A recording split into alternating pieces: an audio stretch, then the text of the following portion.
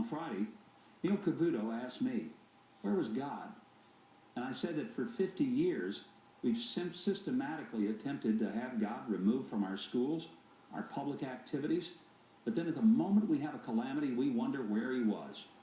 Well, the predictable left lit up the airwaves and blogosphere with a vile and vicious reaction and jumped to the conclusion that I said that if we had prayer in school, the shooting wouldn't have happened. Well, I said nothing of the sort.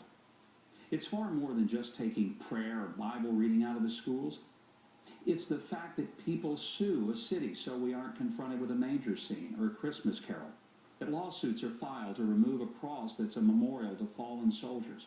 Churches and Christian-owned businesses are told to surrender their values under the edict of government orders to provide tax-funded abortion pills. We carefully and intentionally stop saying things are sinful, and we call them disorders. Sometimes we even say they're normal. And to get to where that we have to abandon bedrock moral truths, then we're asked, well, where was God? And I respond that as I see it, we've escorted him right out of our culture and we've marched him off the public square, and then we express our surprise that a culture without him actually reflects what it's become. As soon as the tragedy unfolded, I think God did show up. He showed up in the lives of teachers who put their lives between a gunman and their students. He showed up in policemen who rushed into the school not knowing if they would be met with a barrage of bullets.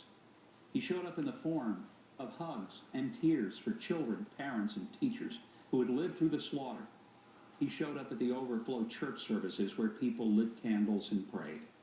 And he showed up at the White House, where the president invoked his name and quoted from his book.